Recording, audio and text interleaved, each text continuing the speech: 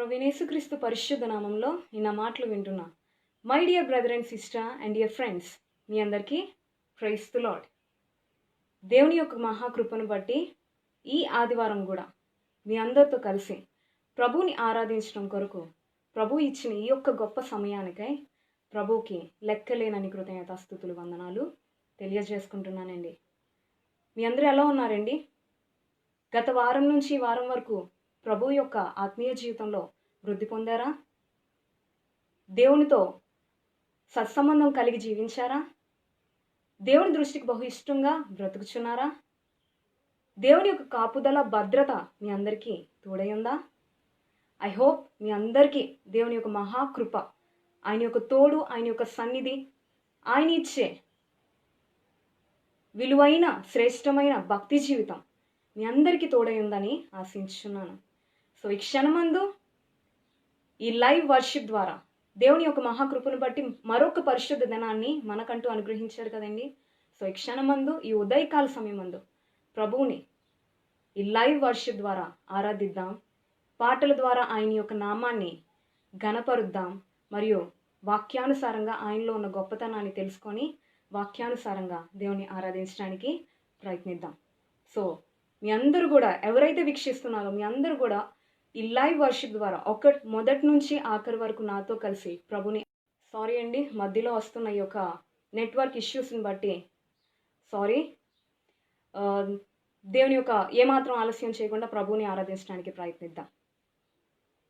మొదటిగా మనం అందరం కలిసి పాడవలసిన ఫస్ట్ సాంగ్ ఏంటి అంటే, అన్ని నామముల కన్నా పై నామం యేసుని నామం అన్న సాంగ్ పాడుకుంటూ దేవుని యొక్క నామాన్ని గొప్ప చేయడానికి ప్రయత్నిద్దామండి.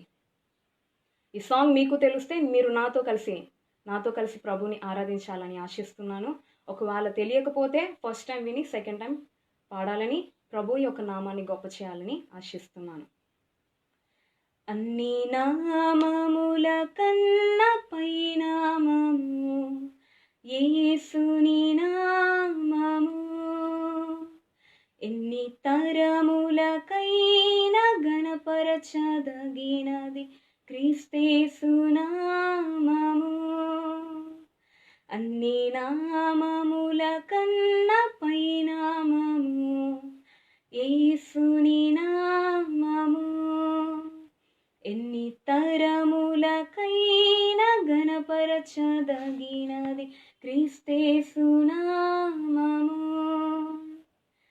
యేసు నామము జయం జయము, సాతాను శక్తులు లయం లయము. యేసు నామము జయం జయము, సాతాను శక్తులు లయం లయము. హల్లెలూయా హోసన్నా హల్లెలూయా హల్లెలూయా ఆమేన్. హల్లెలూయా హోసన్నా హల్లెలూయా హల్లెలూయా ఆమేన్. పాపముల నుండి విడిపించును యేసుని నామము, పాపముల నుండి విడిపించును యేసుని నామము, నిత్య నరకాగ్నిలో నుండి రక్షించును నజరేయుడైన యేసు నామము, నిత్య నరకాగ్నిలో నుండి రక్షించును క్రీస్తేసుని యేసు నామము. యేసు నామము జయం జయము, సాతాను శక్తులు లయం లయము. యేసు నామము జయం జయము, సాతాను శక్తులు లయం లయము. హల్లెలూయా హోసన్నా హల్లెలూయా హల్లెలూయా ఆమేన్. హల్లెలూయా హోసన్నా హల్లెలూయా హల్లెలూయా ఆమేన్. శరీర వ్యాధులన్నీ బాగు చేయును నజరేయుడైన యేసు నామము.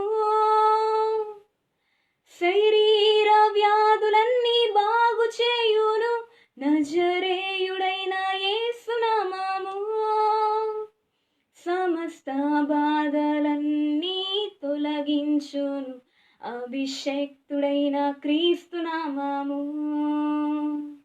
సమస్త బాధలన్నీ తొలగించును అభిషేక్తుడైన క్రీస్తు నామము.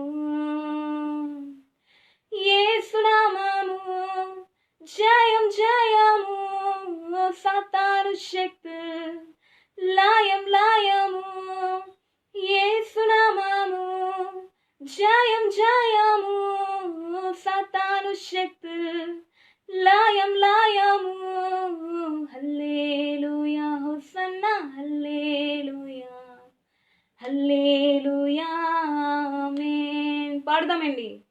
హల్లెలూయా హోసన్నా హల్లెలూయా హల్లెలూయా ఆమేన్. సాతానుపై అధికారమిచ్చును శక్తి కలిగిన యేసు నామము. సాతానుపై అధికారమిచ్చును శక్తి కలిగిన యేసు నామము. శత్రు సమూహముపై జయమిచ్చును జయశీలుడైన యేసు నామము. శత్రు సమూహముపై జయమిచ్చును జయశీలుడైన యేసు నామము. యేసు నామము జయం జయము, సాతాను శక్తి లయం లయము. యేసు నామము జయం జయము, సాతాను శక్తి లయం లయము. హల్లెలూయా హోసన్నా హల్లెలూయా హల్లెలూయా ఆమేన్. హల్లెలూయా హోసన్నా హల్లెలూయా హల్లెలూయా ఆమేన్. అన్ని నామముల కన్నా పైనామము యేసుని నామము. ఎన్ని తరములకైనా గణపరచదగినది క్రీస్తేసు నామము. అన్ని నామముల కన్నా పైనామము యేసుని నామము. ఎన్ని తరములకైనా గణపరచదగినది క్రీస్తేసు నామము. యేసు నామము జయం జయము, సాతాను శక్తి లయం లయము. యేసు నామము జయం జయము, సాతాను శక్తి లయం లయము.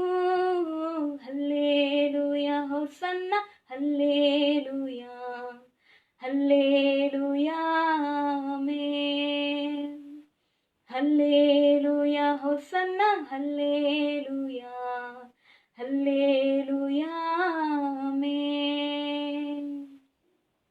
ఎస్, అన్ని నామముల కన్నా పైనామము ఎవరి నామం అండి? యేసుక్రీస్తు నామం. మన ప్రభువైన యేసుక్రీస్తు నామం అన్ని నామముల కన్నా పైనామం. ఎన్ని తరములకైనా గణపరచదగిన నామం క్రీస్తేసుని నామం. యేసు నామం జయం జయం, సాతాను శక్తి లయం లయం. ఆ యేసు నామం మనల్ని వేటి నుండి విడిపిస్తుందంట? పాపముల నుండి విడిపించును యేసుని నామం. నిత్య నరకాగ్నిలో నుండి రక్షించును క్రీస్తేసుని నామం. నిజమే కదండి? యేసు అంటే రక్షకుడు కదా. యేసు నామం, ఆ యొక్క యేసు నామం ఏం చేస్తుందంటే పాపముల నుండి మనల్ని విడిపిస్తుంది, మరియు నిత్య నరకాగ్ని నుండి, పాతాళంలో నుండి మనల్ని రక్షిస్తుంది. మనల్ని రక్షించడం కొరకు, ఆ పాపంలో నుండి మనల్ని విడిపించడం కొరకే ఆ ప్రభువైన యేసుక్రీస్తు ఆ పరలోకాన్ని విడిచిపెట్టి ఈ భూలోకానికి దీనుడుగా రిక్తుడుగా వచ్చాడు కదండి. నశించిపోతున్న మనల్ని వెతికి రక్షించడం కొరకు, పాతాళంలో నుండి మనల్ని రక్షించడం కొరకు ఆ యేసయ్య ఈ లోకానికి వచ్చి తను విలువైన ప్రాణాన్ని అర్పించి తను విలువైన రక్తం చేత మన యొక్క ప్రతి పాపాలని కడిగివేసి మనల్ని నిత్య నరకాగ్ని నుండి విడిపించాడు. పాపంలో నుండి విడిపించాడు. నిత్య నరకాగ్ని నుండి, పాతాళంలో నుండి మనల్ని రక్షించాడు. సో యేసయ్య నామం జయం జయం, సాతాను శక్తులు లయం లయం. శరీర వ్యాధులన్నీ బాగు చేయును నజరేయుడైన యేసునామం, సమస్త బాధలన్నీ తొలగించును క్రీస్తేసుని, అభిషేక్తుడైన క్రీస్తేసునామం. నిజమే, శరీర బాధలు, అనారోగ్యాలు, సంకట సమయాలు, ఎటువంటి సిచ్యువేషన్స్లో మనం ఉన్నప్పటికీ శరీర వ్యాధులన్నిటినీ, బాధలన్నిటినీ బాగు చేసేవాడు ఆ ప్రభువైన యేసుక్రీస్తే. యేసు నామం పేరట మనం ప్రార్థించిన ఎడల మన యొక్క శరీర బాధలన్నీ విడిపించబడతాయి కదండి. శరీర సమస్యల్లో నుండి, అనారోగ్యాల్లో నుండి మనం విడిపించబడతాం. సమస్త బాధల నుండి తొలగించును అభిషేక్తుడైన క్రీస్తునామం. ఇంకేం చెప్తున్నాడు? సాతానిపై అధికారం ఇచ్చును శక్తి కలిగిన యేసునామం, శత్రు సమూహముపై జయమిచ్చును జయశీలుడైన యేసునామం. నిజమే, మనం ప్రేయర్ చేసినప్పుడు, మనం ఎప్పుడైతే మోకరించి ప్రార్థిస్తామో అప్పుడు సాతాను శక్తులు ఏవైతే ఉన్నాయో అవన్నీ మన నుంచి లయమైపోతాయి. సాతాను మన పట్ల చేసే ప్రతి ఒక్క పన్నాగాల్ని దేవుడు భంగపరుస్తాడు. మోకరించి యేసు నామం పేరట మనం ప్రార్థించిన ఎడల సాతాను శక్తులన్నిటిని దేవుడు లయం పరుస్తాడు. సాతానుపై మనకి అధికారాన్ని ఇచ్చిన దేవుడు, శక్తి కలిగిన, సాతానుపై అధికారం ఇచ్చినది ఎవరు? శక్తి కలిగిన యేసయ్య. ఆ యేసు నామం ద్వారా మనం సాతాన్ని జయించగలుగుతాం. శత్రు సమూహములపై జయమిచ్చేది అభిషేక్తుడైన క్రీస్తేసు నామమే. సో అటువంటి ఉన్నతమైన నామాన్ని, అటువంటి పరిశుద్ధమైన నామాన్ని, శక్తి కలిగిన నామాన్ని, అభిషేక్తుడైన యేసు నామాన్ని నిత్యము ఇటువంటి పాటల ద్వారా మనం నిత్యము ప్రభువుని ఆరాధించే వారిగా ఉండాలి. అది ఓన్లీ సండేనే కాదు, లేకపోతే ఫ్రైడేనే కాదు, అది వారంలో ఒక్కరోజు మాత్రమే కాదు. మనం ప్రతిరోజు, ప్రతి క్షణం ప్రభువుని ఆరాధించేవారిగా ఉండాలి. ప్రభు యొక్క నామాన్ని గొప్ప చేసేవారిగా ఉండాలి. దేవుని యొక్క మహాకృపను బట్టి ఒక సాంగ్ ద్వారా దేవుణ్ణి ఆరాధించుకున్నాం కదండి. నెక్స్ట్ సాంగ్, ఈ సాంగ్ మీ అందరికి తెలిస్తే నాతో కలిసి పాడండి. ఈ పాట అర్థం దేని గురించి అంటే, దేవుని యొక్క వాక్యం ఎంత మధురమైనదో, దేవుని యొక్క వాక్యం జుంటి తేనెల కంటే తీయనైనది అని భక్తుడు వివరిస్తూ ఈ యొక్క పాట వివరించారండి. సో ఈ సాంగ్ మీకు తెలిస్తే నాతో కలిసి పాడండి. ఒకవేళ తెలియకపోతే ఫస్ట్ టైం విని సెకండ్ టైం పాడండి. చాలా అర్థవంతమైన పాట. దేవుని వాక్యము మధురము, జుంటి తేనె కంటే తీయనా, వినుడి శ్రద్ధగా ఆనందించుడి, దేవుడు మిమ్ము దీవించును. వినుడి శ్రద్ధగా అనుసరించుడి, దేవుడు మిమ్ము దీవించును. దేవుని వాక్యము మధురము, జుంటి తేనె కంటే తీయనా, వినుడి శ్రద్ధగా ఆనందించుడి, దేవుడు మిమ్ము దీవించును. వినుడి శ్రద్ధగా అనుసరించుడి, దేవుడు మిమ్ము దీవించును. బాధలో నెమ్మది నాకు నీచును, చీకటిలో నాకు వెలుగై ఉండును. బాధలో నెమ్మది నాకు నీచును, చీకటిలో నాకు వెలుగై ఉండును. వాక్యమే నాకు ఎంతో ప్రియము, దివారాత్రము ధ్యానించెదను. వాక్యమే నాకు ఎంతో ప్రియము, దివారాత్రము ధ్యానించెదను.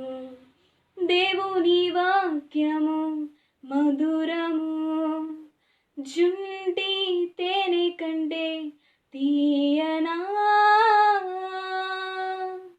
వినుడి శ్రద్ధగా అనుసరించుడి, దేవుడు మిమ్ము దీవించును. వినుడి శ్రద్ధగా అనుసరించుడి, దేవుడు మిమ్ము దీవించును. దుఃఖములో నాకు ఓదార్పునిచ్చును, శోధనలో నాకు విజయమునిచ్చును. దుఃఖములో నాకు ఓదార్పునిచ్చును, శోధనలో నాకు విజయమునిచ్చును. వాక్యమే నాకు ఎంతో ప్రియము, దివారాత్రము ధ్యానించెదను. వాక్యమే నాకు ఎంతో ప్రియము, దివారాత్రము ధ్యానించెదను.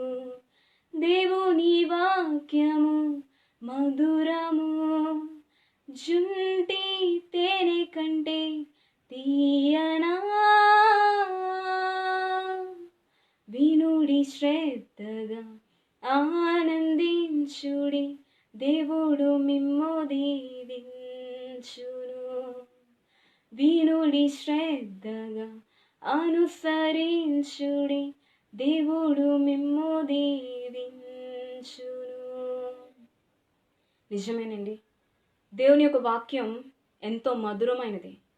అది జుంటె తేనెల కంటే బహు తీయనైనది. కాబట్టి దేవుని యొక్క వాక్యం మన యొక్క జీవితానికి బహు ప్రాముఖ్యమైనది. సో అటువంటి వాక్యం మనల్ని సరైన తన యొక్క మార్గంలో నడిపిస్తుంది. దేవుని యొక్క వాక్యం మనం ఈ లోకంలో ఏ విధంగా జీవించాలో తెలియపరుస్తుంది. సో అటువంటి వాక్యాన్ని మనం ఏం చేయాలి? వినాలి. వినుట వలన విశ్వాసం కలుగును. అది క్రీస్తు యేసు మాట వలనే విశ్వాసం కలుగుతుంది కదండి. సో దేవుని యొక్క వాక్యాన్ని శ్రద్ధగా వినాలి. అది నార్మల్గా వినడం కాదు. మనం దేవుని యొక్క మాటను శ్రద్ధగా వినాలి. వినుడి శ్రద్ధగా ఆనందించుడి, అనుసరించుడి, దేవుడు మిమ్మును దీవించును. మనం ఎప్పుడైతే దేవుని యొక్క వాక్యాన్ని వింటామో, వాక్యాన్ని అనుసరించి నడుస్తామో, తద్వారా దేవుడు మనల్ని దీవిస్తాడు. దేవుని యొక్క వాక్యం ఎలా ఉంటుందంట? బాధలో నెమ్మది నాకు ఇచ్చును, చీకటిలో నాకు వెలుగై ఉండును. వాక్యమే నాకు ఎంతో ప్రియము, దివారాత్రము దానిని ధ్యానించెదను అని భక్తుడు అంటున్నాడండి. దేవుని యొక్క వాక్యం బాధలో మనకి నెమ్మదినిచ్చేది, చీకటిలో మనకి వెలుగుగా ఉండేది. అంతేకాదు, దుఃఖములో నాకు ఓదార్పునిచ్చును, శోధనలో నాకు విజయమునిచ్చును. వాక్యమే నాకు ఎంతో ప్రియం, దివారాత్రము దానిని ధ్యానించెదను. దేవుని యొక్క వాక్యం మనకి ఎంతో ప్రియముగా, దివారాత్రము దానిని ధ్యానించేవారిగా ఉండాలి. ఈ యొక్క పాట ఏదైతే ఉందో, ఈరోజు ఈ యొక్క పాట విధంగానే మనం దేవుని యొక్క వాక్యాన్ని కూడా తెలుసుకోవడానికి ప్రయత్నిస్తున్నామండి. సో ఈ సాంగ్ ఏదైతే ఉందో, ఈ సాంగ్కి అనుకూలంగానే ఈరోజు వాక్యం కూడా మనకి ఉండబోతుంది. ప్రభు ఇచ్చిన వాక్యం ఎంత శ్రేష్టమైనదో మనం ఈ క్షణమందు తెలుసుకోవడానికి ప్రయత్నిద్దాం. సో ఈ క్షణమందు వింటున్న మీరు కూడా 2 పాటల ద్వారా మనం దేవుని ఆరాధించాం కదండి. సో ఈ క్షణమందు ఏమాత్రం ఆలస్యం చేయకుండా మనం దేవుని యొక్క వాక్యానుసారంగా తెలుసుకొని వాక్యానుసారంగా ప్రభుని ఆరాధించడానికి ప్రయత్నిద్దాం. సో వింటున్న మీరు వాక్యాన్ని వినడానికి ఆసక్తి కలిగి ఉన్నారని ఆశిస్తున్నాను. సో మీరు కూడా మీ యొక్క బైబిల్స్ తెరిచి నేను చెప్పే రిఫరెన్సెస్, వచనాలు అవన్నీ తెలుసుకొని వాక్యానుసారంగా ప్రభుని ఆరాధించాలని ఆశిస్తున్నాను. సో ఈ క్షణమందు వింటున్న మీరు కూడా మీ యొక్క బైబిల్స్ తెచ్చుకోవాలని, మనం అందరం కలిసి దేవుని యొక్క వాక్యాన్ని తెలుసుకొని వాక్యానుసారంగా ఆరాధించాలని ఆశిస్తున్నాను. ఈరోజు నేను మీతో డిస్కస్ చేయాలనుకుంటున్న టాపిక్ నేమ్ మీరందరూ వినాలని ఆసక్తి కలిగి ఉన్నారా? ఈరోజు మనం దేవుని ఆరాధించడం కొరకు నేను ఎప్పుడు చెప్తాను కదండి, నిజమైన ఆత్మీయులు, నిజమైన క్రైస్తవులు, నిజమైన భక్తిపరులు పాటల ద్వారా ఆరాధించడం మాత్రమే చేయరు. దేవుని యొక్క వాక్యం ఎంత లోతుగా ఉందో వాక్యాన్ని గ్రహించి వాక్యానుసారంగా దేవుని ఆరాధించడానికి ప్రయత్నిస్తారు. సో ఈ క్షణమందు మీ అందరూ కూడా అదే విధంగా ఉన్నారని ఆశిస్తున్నాను. సో ఈ క్షణమందు దేవుని యొక్క వాక్యాన్ని గ్రహించి దేవునిలో ఉన్న గొప్పతనాన్ని తెలుసుకొని వాక్యానుసారంగా దేవుని ఆరాధించడానికి ప్రయత్నిద్దాం. ఈరోజు నేను మీతో డిస్కస్ చేయాలనుకుంటున్న టాపిక్ నేమ్ ఏంటి అంటే, దేవాని వాక్యం ఎంతో మధురమైనది, అది జుంటె తేనెల కంటే బహు తీయనైనది అన్న టాపిక్ గురించి ఈరోజు నేను మీతో డిస్కస్ చేయాలనుకుంటున్నానండి. దేవాని వాక్యం ఎంతో మధురమైనది, అది జుంటె తేనెల కంటే బహు తీయనైనది అన్న టాపిక్ గురించి ఈ క్షణమందు మీతో దేవుని గురించి కొద్ది మాటలు పంచుకోవాలని ఆశిస్తున్నాను. సో వినడానికి మీ అందరూ కూడా రెడీగా ఉన్నారని ఆశిస్తున్నాను. దేవాని వాక్యం ఎంతో మధురమైనది, అది జుంటె తేనెల కంటే బహు తీయనైనది. నిజమే, దేవుని యొక్క వాక్యం అన్నది బహు మధురమైనదే. మన దేవుడు బహు ప్రియమైన వాడు, మరియు ఆయన నోటి నుండి వచ్చే మాట కూడా బహు ప్రియమైనదే. దేవుని యొక్క మాట ఎంతో మధురమైనదే, అది జుంటె తేనెల కంటే బహు తీయనైనదే. దేవుని యొక్క వాక్యం మన యొక్క జీవితానికి బహు శ్రేష్టమైనది. దేవుని యొక్క వాక్యం మన జీవితానికి బహు విలువైనది. దేవుని యొక్క వాక్యం మన జీవితానికి బహు ప్రాముఖ్యమైనది. మరియు దేవుని యొక్క వాక్యం ఎంతో మధురమైనది, అది జుంటె తేనెల కంటే. తేనె ఎంత స్వీట్గా ఉంటుందండి, జుంటె తేనెల కంటే దేవుని యొక్క వాక్యం ఎంతో బహు తీయనైనది అన్న విషయాన్ని మనం గ్రహించాలి. సో ఈ క్షణమందు దేవుని యొక్క వాక్యం గురించి మనం తెలుసుకోవడానికి ప్రయత్నిద్దాం. మొదటిగా మనం దేవుని ఆరాధిస్తాం, అన్ని విషయాల్లో ఆరాధిస్తాం. దేవా నాకు ఇల్లు ఇచ్చినందుకు వందనాలయ్యా, దేవా నాకు కారు ఇచ్చినందుకు వందనాలయ్యా, దేవా నాకు జాబ్ ఇచ్చినందుకు వందనాలయ్యా. ఇలా మన యొక్క వ్యక్తిగత జీవితాల్లో బహిరంగంగా బయట జరిగే కార్యాలని బట్టి మనం ఎల్లప్పుడూ దేవుని ఆరాధిస్తూ ఉంటాం. కానీ మీరు ఎప్పుడైనా దేవా నీ వాక్యాన్ని నాకు ఇస్తున్నందుకు వందనాలయ్యా అని ఎప్పుడైనా చెప్పారా? దేవుని యొక్క వాక్యం ఎంత ప్రాముఖ్యమైనదో మీరు ఎప్పుడైనా గుర్తించారా? సో ఈ క్షణమందు దేవుని యొక్క వాక్యం 2 విషయాల గురించి మీతో చెప్పాలని ఆశిస్తున్నానండి. ఒకటి, దేవుని యొక్క వాక్యం మన యొక్క జీవితానికి ఎంత ప్రాముఖ్యమైనదో. 2, దేవుని యొక్క వాక్యానుసారంగా జీవించడం ద్వారా వచ్చే ప్రయోజనాలు ఏంటో ఈ క్షణమందు మీతో పంచుకోవాలనుకుంటున్నానండి. మొదటిగా, దేవుని యొక్క వాక్యం మన యొక్క జీవితానికి ఎంత ప్రాముఖ్యమైనదో దాని గురించి మనం తెలుసుకోవడానికి ప్రయత్నిస్తే, బైబిల్ తెరిచి చూసినట్లయితే, మీరు కూడా మీ యొక్క బైబిల్స్ తెరిచి కీర్తనలు 119వ కీర్తన 97వ వచనం మనం చదివినట్లయితే, అక్కడ భక్తుడు ఒక శ్రేష్టమైన మాట తెలియజేస్తున్నాడండి. 119వ కీర్తన 97వ వచనం, నీ ధర్మశాస్త్రము నాకెంతో ప్రియముగా ఉన్నది, దినమెల్లా నేను దానిని ధ్యానించుచున్నాను. నీ ధర్మశాస్త్రం నాకు ఎంతో ప్రియముగా ఉన్నది, దినమెల్లా నేను దానిని ధ్యానించుచున్నాను అని భక్తుడు తెలియజేస్తున్నాడండి. ధర్మశాస్త్రం అంటే దేవుని యొక్క వాక్యం. దేవుని యొక్క వాక్యం భక్తుడికి ఎలా ఉందంట?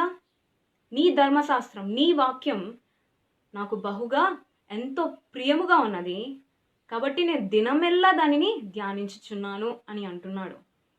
సో ఈ భక్తుడి గురించి ఈ 119వ కీర్తనలోనే మనం తెలుసుకోవడానికి ప్రయత్నిస్తే, భక్తుడు దేవుని యొక్క ధర్మశాస్త్రాన్ని ఏ విధంగా ఎంచుకున్నాడు? భక్తుడు దేవుని యొక్క ధర్మశాస్త్రమును కొన్ని ప్రాముఖ్యమైన విధాలుగా దేవుని యొక్క ధర్మశాస్త్రాన్ని, వాక్యాన్ని కొన్ని ప్రాముఖ్యమైన విధాలుగా ఎంచుకున్నాడండి. సో ఈ క్షణమందు ఎలా ఎంచుకున్నాడో మనం తెలుసుకోవడానికి ప్రయత్నిస్తే, మొదటిగా మనం చదివిన మాటలోనే, దేవా నీ ధర్మశాస్త్రం నాకెంతో ప్రియముగా ఉన్నది అని అంటున్నాడు. మొదటిగా భక్తుడు దేవుని యొక్క ధర్మశాస్త్రాన్ని ఎలా ఎంచుకున్నాడంట? ఎంతో ప్రియముగా ఎంచుకున్నాడంట. నీ ధర్మశాస్త్రము నాకెంతో ప్రియముగా ఉన్నది, ప్రియముగా ఎంచుకున్నాడు మొదటిగా. రెండోదిగా మనం చూసినట్లయితే, కీర్తనలు 119, 113వ వచనం మనం చదివితే, కీర్తనలు 119, 113వ వచనం చదివితే సెకండ్ లైన్లో, నీ ధర్మశాస్త్రం నాకు ప్రీతికరం అని అంటున్నాడండి. మొదటిగా ఇక్కడ భక్తుడు దేవుని యొక్క ధర్మశాస్త్రాన్ని ఎంతో ప్రియముగా ఎంచుకున్నాడు. రెండోదిగా దేవుని యొక్క ధర్మశాస్త్రాన్ని, దేవుని యొక్క వాక్యాన్ని ప్రీతికరంగా ఎంచుకున్నాడు. నీ ధర్మశాస్త్రం నాకు ప్రీతికరం అని అంటున్నాడు. ఇంకా ఎలా ఎంచుకున్నాడో మనం చూసినట్లయితే అదే 119వ కీర్తన 77వ వచనం మనం చదివినట్లయితే 119వ కీర్తన 77వ వచనం మనం చదివితే నీ ధర్మశాస్త్రం నాకు సంతోషకరము అని అంటున్నాడు. మొదటిగా దేవుని యొక్క ధర్మశాస్త్రాన్ని ఎంతో ప్రియముగా ఎంచుకున్నాడు. రెండోదిగా దేవుని యొక్క ధర్మశాస్త్రాన్ని ప్రీతికరంగా ఎంచుకున్నాడు. మూడోదిగా దేవుని యొక్క ధర్మశాస్త్రం సంతోషకరంగా ఎంచుకుంటున్నాడు. అంతేకాదు నాలుగోది మనం చూసినట్లయితే కీర్తనలు 119 72వ వచనం మనం చదివితే కీర్తనలు 119 72వ వచనం మనం చదివితే అక్కడ చాలా శ్రేష్టమైన మాట వ్రాయబడి ఉందండి. చూడండి, వేల కొలది వెండి బంగారు నాణెముల కంటే నీవిచ్చిన ధర్మశాస్త్రం నాకు మేలు, నీవిచ్చిన ధర్మశాస్త్రం నాకు మేలు అని అంటున్నాడు. వేల కొలది వెండి బంగారు నాణెముల కంటే నీవిచ్చిన ధర్మశాస్త్రం నాకు మేలుకరం అని అంటున్నాడండి. ఫర్ సపోజ్ ఇక్కడేమో వెండి, వేల కొలది వెండి బంగారు నాణ్యాల్ని పెట్టి, మరో ప్రక్కన దేవుని యొక్క ధర్మశాస్త్రాన్ని పెట్టి, దేవుని యొక్క బైబిల్ని పెట్టి, ఈ రెండిట్లో మీరు ఏది ఎంచుకుంటారు అని ఎవరినైనా అడిగితే ఈనాడు చాలామంది ప్రజలు ఎలా ఉన్నారు అంటే వేల కొలది వెండి బంగారు నాణాలని ఎంచుకునే వారిగా ఉన్నారండి.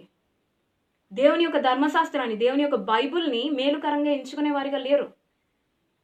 వేల కొలది వెండి బంగారాలే కావాలి, వాటిని ఎంచుకునే వారిగా ఉన్నారు. అయితే ఇక్కడ భక్తుడు ఏమని సెలవిస్తున్నాడు?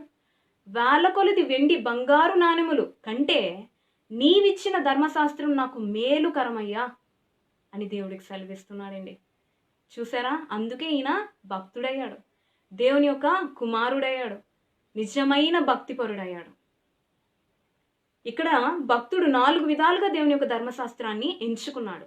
మొదటిగా దేవుని యొక్క ధర్మశాస్త్రాన్ని, నీ ధర్మశాస్త్రం నాకు ప్రీతికరం, నాకెంతో ప్రీతికరంగా ఎంచుకున్నాడు.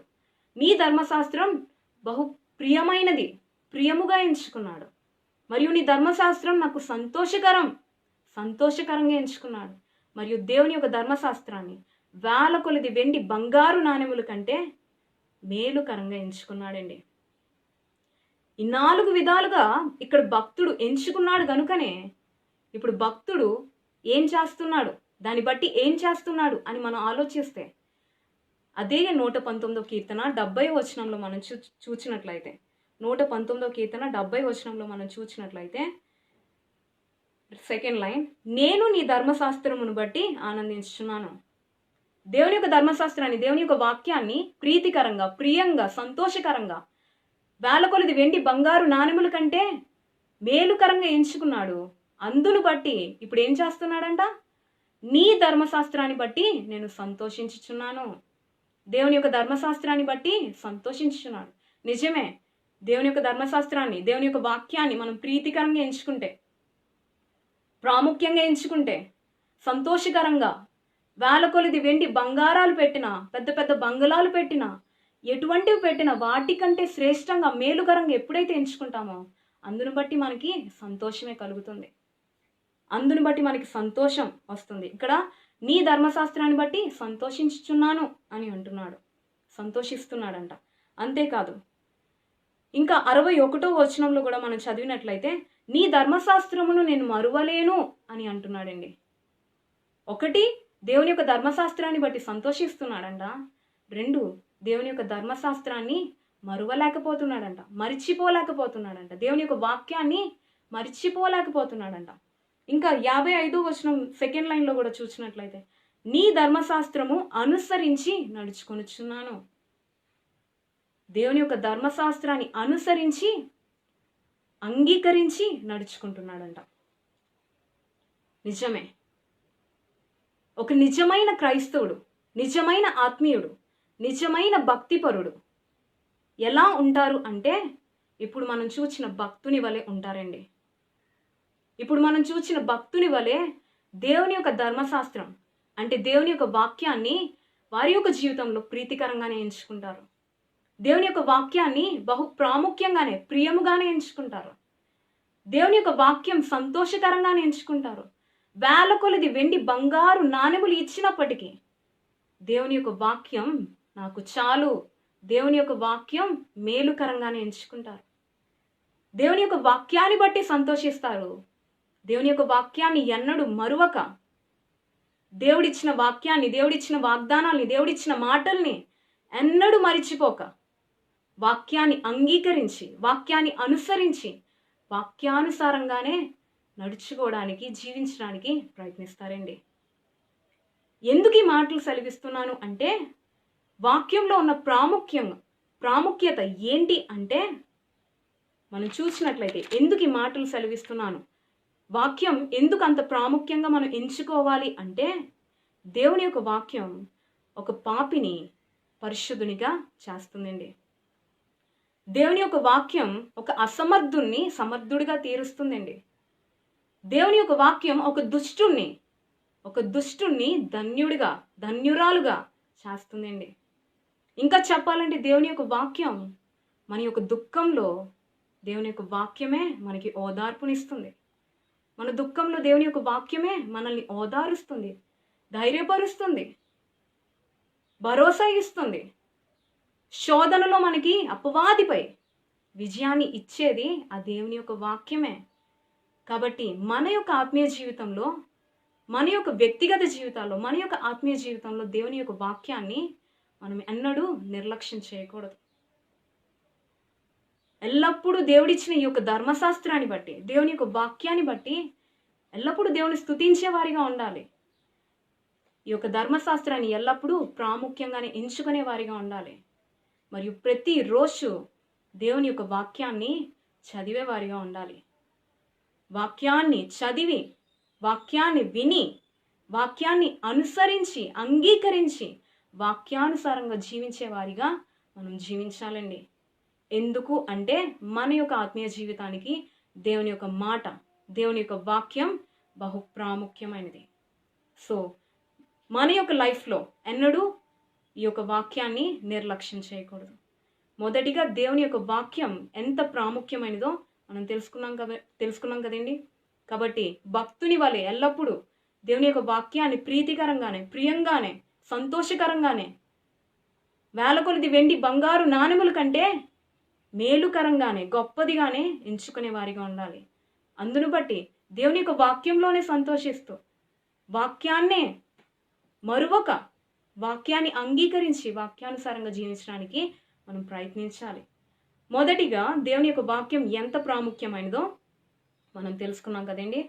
రెండోదిగా మనం చూసినట్లయితే దేవుని యొక్క వాక్యానుసారంగా జీవించడం ద్వారా మనకు వచ్చే మేలులు, ప్రయోజనాలు ఏంటి? ప్రతి ఒక్కరికి ఆశ ఉంటుంది కదా. సపోజ్ ఒక పని చేస్తే దానివల్ల బెనిఫిట్ ఏంటి, దానివల్ల మనకి లాభం ఏంటి, ప్రయోజనం ఏంటి అని ఆలోచిస్తారు కదండి. సో దేవుని యొక్క వాక్యానుసారంగా మనం జీవించడం ద్వారా వచ్చే ప్రయోజనాలు ఏంటి అని మనం తెలుసుకోవడానికి ప్రయత్నిస్తే, ఈ క్షణమందు దేవుని యొక్క వాక్యానుసారంగా జీవించడం ద్వారా వచ్చే ప్రయోజనాలు ఏంటో 5 ప్రయోజనాలు మీతో క్లుప్తంగా ఈ క్షణమందు పంచుకోవాలనుకుంటున్నానండి. ఎవరైతే దేవుని యొక్క వాక్యాన్ని విని, అంగీకరించి, వాక్యానుసారంగా జీవిస్తారో వారికి దేవుడు ఇచ్చే 5 ప్రయోజనాలు ఏంటో మనం తెలుసుకోవడానికి ప్రయత్నిస్తే, మొదటిగా అదే 119వ కీర్తన 50వ వచనం మనం చదివినట్లయితే, 119వ కీర్తన 50వ వచనం, దేవుని యొక్క వాక్యానుసారంగా మనం జీవించడం ద్వారా వచ్చే మొదటి ప్రయోజనం ఏంటి అంటే, నీ వాక్యము నన్ను బ్రతికించి ఉన్నది. నీ వాక్యం, దేవుని యొక్క వాక్యం మనల్ని బ్రతికిస్తుంది. ఇది మొదటి ప్రయోజనం. దేవుని యొక్క వాక్యం మనల్ని బ్రతికిస్తుంది. నిజమే, ఒకప్పుడు మనం బ్రతికి ఉన్నప్పటికీ, ఈ లోకంలో జీవిస్తున్నప్పటికీ నిజానికి చనిపోయిన వారిలాగా బ్రతికి ఉన్నాం కదండి. ఒకప్పుడు మనం దేవునికి దూరస్తులుగా జీవించిన వారం, పాపముల చేత, అపరాధముల చేత చచ్చిన స్థితిలో ఉండేవారం. అటువంటి మనలను ఆ ప్రభు ఏం చేశాడు అంటే, తన యొక్క వాక్యాన్ని సువార్త ప్రకారంగా మన యొద్దకు తెప్పించి, తన యొక్క వాక్యం ద్వారా ప్రభు మనల్ని బ్రతికించాడు. తన యొక్క రక్షణతో, తన యొక్క నీతితో, తన యొక్క కృపతో దేవుడు మనల్ని బ్రతికించాడు. అందుకే ఎఫెసీయులకు రాసిన పత్రిక 2వ అధ్యాయం 1వ వచనం నుండి మరియు 5వ వచనంలో ఏమని వ్రాయబడి ఉంటుందండి?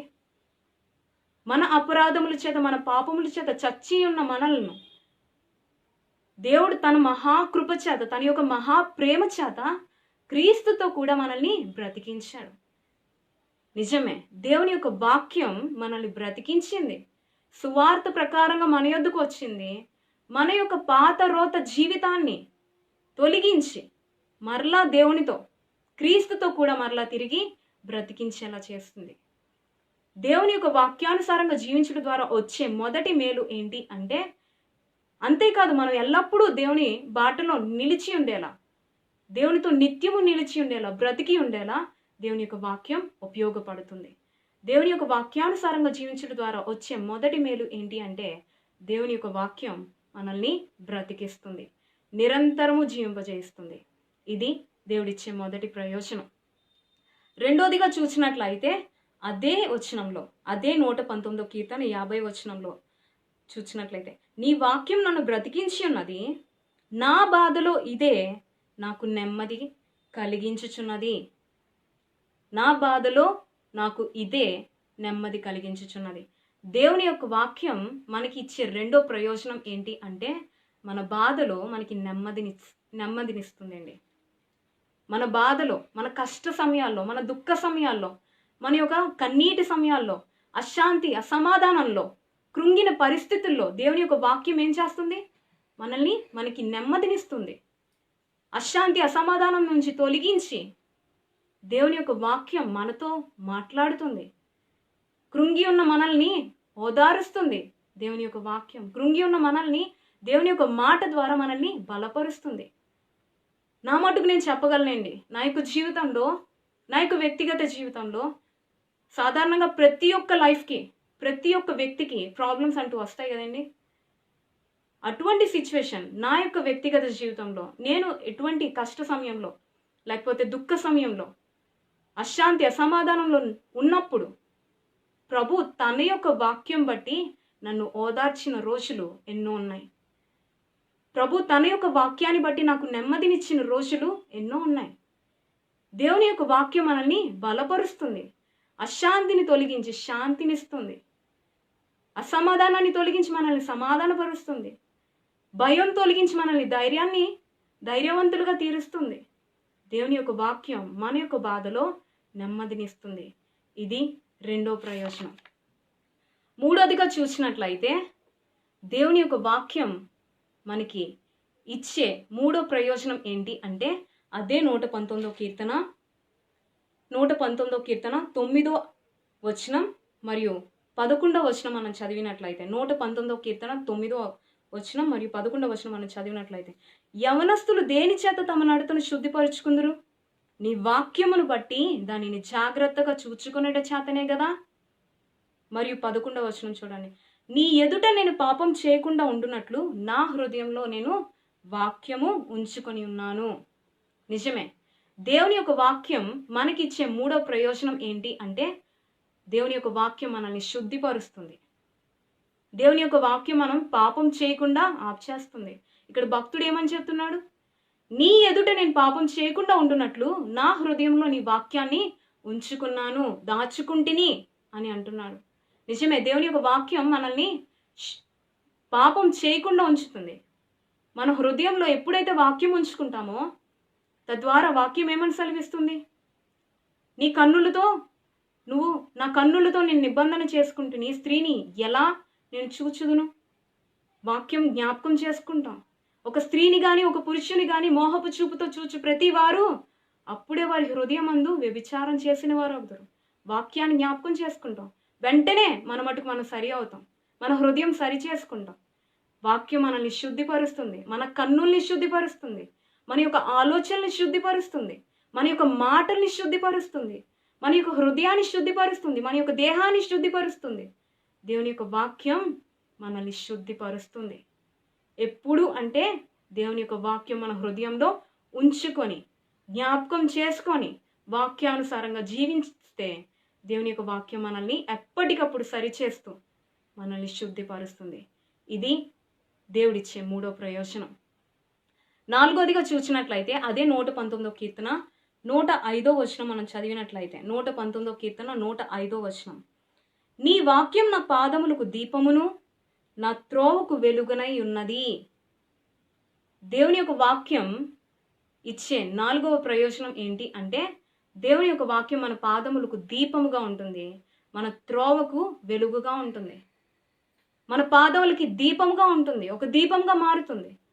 మనం చీకటి మార్గాల్లో నడవకుండా, మనం తప్పు మార్గాల్లో నడవకుండా, మనం గాఢంధకారపు వంటి మార్గాల్లో నడవకుండా, దేవుని యొక్క వాక్యం మన పాదములకు దీపముగా, మన త్రోవకు వెలుగుగా ఉంటుంది. ఇది 4వ ప్రయోజనం.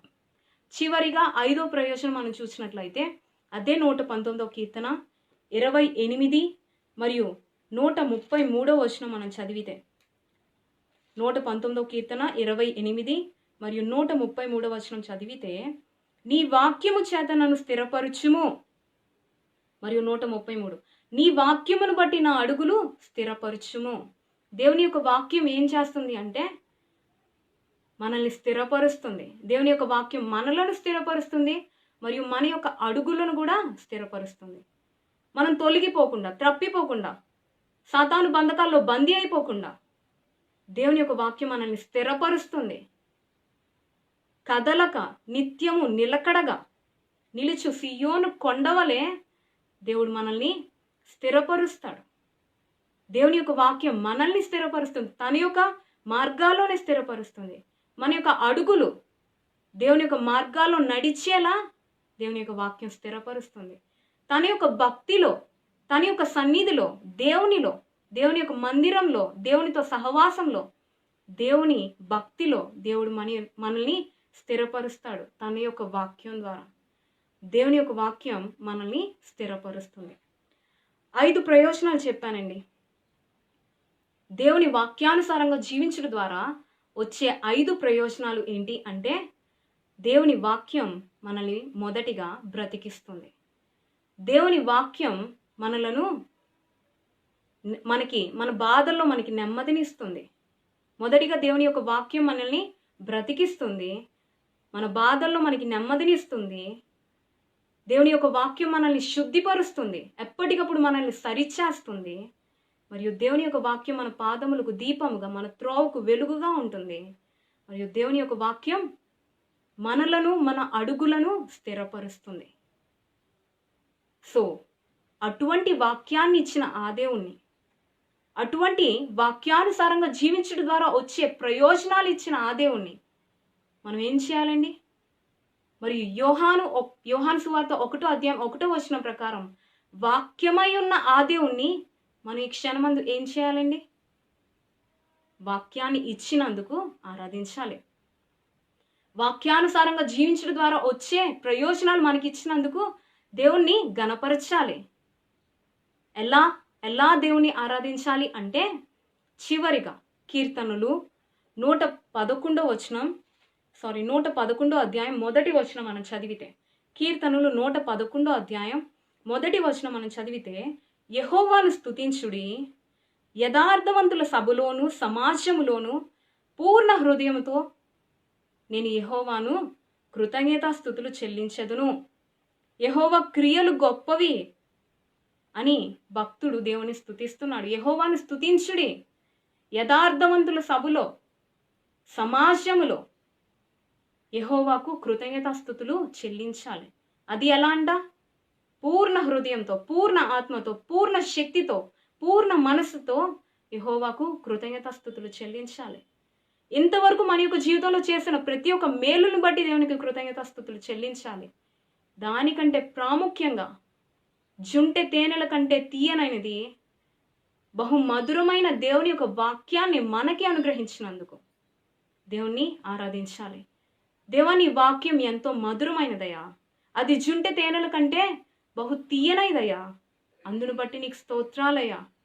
నిజమే ప్రభా, భక్తుని వలె నీ వాక్యాన్ని నేను ప్రీతికరంగా ఎంచుకుంటున్నానయ్యా, నీ వాక్యాన్ని నేను ప్రాముఖ్యంగా ఎంచుకుంటున్నానయ్యా, నీ వాక్యాన్ని బట్టి నేను సంతోషిస్తున్నానయ్యా. వేల కొలది వెండి బంగారు నాణెముల కంటే నీ వాక్యాన్ని నేను మేలుకరంగానే ఎంచుకుంటున్నానయ్యా. ఇటువంటి శ్రేష్టమైన ధర్మశాస్త్రాన్ని, వాక్యాన్ని నాకు ఇచ్చినందుకు వందనాలయ్యా అని ప్రభువుని ఆరాధించాలండి. ఈ లోకంలో ఎట్లు నడవాలో, ఎవరి యొద్ద ఎలా ప్రవర్తించాలో నీ వాక్యం ద్వారా నువ్వు నాకు నేర్పిస్తున్నందుకు, నేను నడవవలసిన మార్గాన్ని నాకు బోధిస్తున్నందుకు నీకు వందనాలయ్యా, నీకు స్తోత్రాలయ్యా అని మనం దేవునికి కృతజ్ఞతాస్తుతులు చెల్లించేవారిగా ఉండాలి. ఎల్లప్పుడూ మన యొక్క జీవితంలో దేవుడు చేసిన మేలు కార్యాల్ని బట్టే కాదు, కానీ దేవుడిచ్చిన విలువైన ధర్మశాస్త్రాన్ని బట్టే ఈ లోకంలో ఎట్లు నడవాలో తెలియపరుస్తున్నా, దేవుని దృష్టికి ఏ విధంగా బ్రతకాలో, ఆ పరలోక రాజ్యానికి ఎట్లు వెళ్ళాలంటే ఏ విధంగా జీవించాలో తెలియపరిచి ఈ ధర్మశాస్త్రాన్ని బట్టి మనం ఎల్లప్పుడూ దేవునికి ఆరాధించేవారిగా ఉండాలి. దేవా, నీ వాక్యం నన్ను బ్రతికిస్తుందయ్యా, అందును బట్టి నీకు స్తోత్రాలయ్యా. నీ వాక్యం నా బాధలో నాకు నెమ్మదినిస్తుందయ్యా, అందును బట్టి నీకు స్తోత్రాలయ్యా. నీ వాక్యం నన్ను ఎల్లప్పుడూ శుద్ధిపరుస్తుందయ్యా. నీ వాక్యం నా పాదములకు దీపముగా, నా త్రోవకు వెలుగుగా ఉందయ్యా. నీ వాక్యం నన్నును నా అడుగులను స్థిరపరుస్తుందయ్యా, అందును బట్టి నీకు వందనాలయ్యా అని వాక్యానుసారంగా మనం దేవుణ్ణి ఆరాధించే వారిగా ఉండాలండి. సో ఈ క్షణమందు వింటున్న మీరు కూడా నాతో కలిసి, వాక్యాన్ని విన్న మీరు కూడా నాతో కలిసి క్షణమందు వాక్యానుసారంగా ప్రభుని ఆరాధించాలని ఆశిస్తున్నాను. సో ఎక్కడైతే నిలిచి ఉన్నారో మీరందరూ కూడా విశ్వాసంతో, దేవుడు చూస్తున్నాడు, దేవుడు నా యొక్క భక్తిని పరీక్షిస్తున్నాడు, దేవుడికి నేను ఈ క్షణమందు ఆరాధించాలి, ఉదయకాల సమయమందు ప్రభుని నేను సన్నుతించాలి అన్న ఉద్దేశంతో మీరు కూడా ఎక్కడైతే నిలిచి ఉన్నారో అక్కడ మోకరించి కళ్ళు మూసుకొని నాతో కలిసి దేవుని ఆరాధిస్తారని, నా యొక్క ఆరాధనతో మీరు కూడా పాలు పొంది మనం అందరం కలిసి ప్రభు నామాన్ని ఆరాధించాలని, గొప్ప చేయాలని ఆశిస్తున్నాను. సో వాక్యానుసారంగా దేవుని ఆరాధించడానికి ప్రయత్నిద్దాం. ఆరాధన.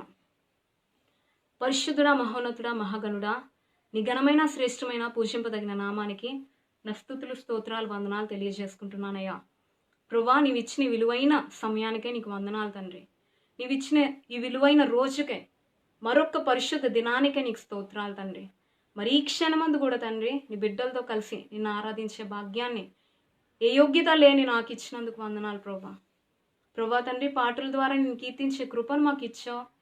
అంత మాత్రమే కాదు, నీ వాక్యం ఎంత ప్రాముఖ్యమైనదో, నీ వాక్యాన్ని ఎట్లు మేము ఎలా ఎంచుకోవాలో, తద్వారా నువ్వు ఎటువంటి ప్రయోజనాలు మా యొక్క జీవితంలో ఇస్తావో నువ్వు మాకు తెలియపరిచావయ్యా. నిజమే ప్రభువా, విలువైన వాక్యాన్ని, ధర్మశాస్త్రాన్ని మాకుని ఇచ్చినందుకు వందనాలు తండ్రి. నిజమే దేవా, నీ వాక్యం ఎంతో మధురమైనది తండ్రి. నీ వాక్యం జుంటి తేనెల కంటే తీయనైనదయ్యా. నీ వాక్యం మమ్మను బ్రతికిస్తుందయ్యా, నన్ను బ్రతికిస్తుందయ్యా. నీ వాక్యం మాకు బాధలు నెమ్మదినిస్తుందయ్యా. నీ వాక్యం తండ్రి మమ్మల్ని స్థిరపరుస్తుందయ్యా, మా అడుగుల్ని స్థిరపరుస్తుందయ్యా. అందును బట్టి నీకు స్తోత్రాలు తండ్రి. నీ వాక్యం మమ్మల్ని ఎప్పటికప్పుడు శుద్ధిపరుస్తుంది తండ్రి. దేవా, మేము ఎట్లు నడవాలో, ఎవరి యొద్ద ఎలా ప్రవర్తించాలో మాకు తెలియపరుస్తుందయ్యా. నీ వాక్యం మాకు పాదములకు దీపముగా, మా త్రోవకు వెలుగుగా ఉంటుందయ్యా. అటువంటి ధర్మశాస్త్రాన్ని, అటువంటి విలువైన వాక్యాన్ని మాకెల్లప్పుడూ దయచేస్తూ వాక్యానుసారంగా జీవించే కృపను మా అందరికీ దయచేస్తున్నందుకు స్తోత్రాలయ్యా. ఈ యొక్క వాక్యంలాగా ఎంతోమంది నశించిపోతున్నారయ్యా. ఎంతోమంది ఈ లోకంలో పడిచేడి జీవిస్తున్నారయ్యా. ఏ యోగ్యత లేని నన్ను, మమ్మల్ని నీ యొక్క కృపచేత రక్షించుకున్నందుకు, నీ కృపచేత మమ్మల్ని పిలుచుకున్నందుకు, నీ కృపచేతనే ఈ వాక్యాన్ని ఇచ్చి మమ్మల్ని నడిపిస్తున్నందుకు నీకు స్తోత్రాలు తండ్రి. నీవిచ్చిన విలువైన రక్షణకే నీకు వందనాలు తండ్రి. నువ్వు మా జీవితంలో చేసిన ప్రతి ఒక్క మేలులకే, ప్రతి ఒక్క మహోపకార్యాలకే నీకు లెక్కలేనని కృతజ్ఞతాస్తుతులు, వందనాలు తెలియజేసుకుంటూ ఈ రోజు కూడా తండ్రి నీ బిడ్డలతో కలిసి లైవ్ వర్షిప్ ద్వారా నిన్ను ఆరాధించే ధన్యత ఏ యోగ్యత లేని నాకు, ఏ అర్హత లేని నాకు అనుగ్రహించినందుకు స్తోత్రాలయ్యా. దేవా, మరి ఆసక్తితో వింటున్న ప్రతి ఒక్కరి ఆసక్తిని బట్టి కూడా నీకు స్తోత్రాలు తండ్రి. దేవ, మమ్మల్ని అందరినీ ఈ విధంగా నిన్ను ఆరాధించే భాగ్యాన్ని మాకు అందరికీ దయచేసినందుకు నీకే లెక్కలేనని కృతజ్ఞతాస్తుతులు, వందనాలు తెలియజేసుకుంటూ ఇచ్చిన ఈ గొప్ప సమయాన్ని బట్టి కూడా నీకు స్తోత్రాలు తెలియజేసుకుంటూ నా ప్రభువును, నా ప్రియ రక్షకుడైన యేసుక్రీస్తు పరిశుద్ధ నామంలో ఈ చిన్న స్తుతి ఆరాధన నీకే సమర్పించుకుంటున్నాను తండ్రి. Amen, amen, amen. ఆమెన్ చెప్పారండి. ఐ హోప్ మీరు చెప్పే ఉంటారు. మరియు నాతో కలిసి మొదటి నుంచి ఆఖరి వరకు నాతో కలిసి దేవుని ఆరాధించినందుకు, పాటల ద్వారా దేవుని కీర్తించినందుకు, వాక్యంలో ఉన్న గొప్పతనాన్ని తెలుసుకొని వాక్యానుసారంగా మీరు కూడా నాతో కలిసి దేవుని ఆరాధించినందుకు మీ అందరికి కూడా నా హృదయపూర్వకంగా వందనాలు తెలియజేసుకుంటున్నానండి. దేవుని యొక్క చిత్తం అయితే వచ్చే ఆదివారం కూడా ఇదే సమయానికి, ఇటువంటి ఉదయకాల సమయం అందే వచ్చే ఆదివారం కూడా ఈ లైవ్ వర్షిప్ ద్వారా ప్రభుని ఆరాధిద్దాం, దేవుని యొక్క నామాన్ని గొప్ప చేద్దాం.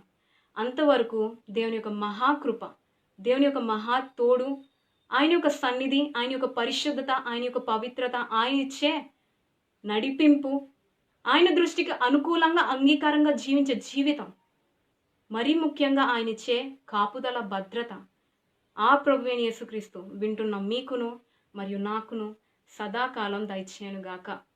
Amen. And praise the lord to all of you.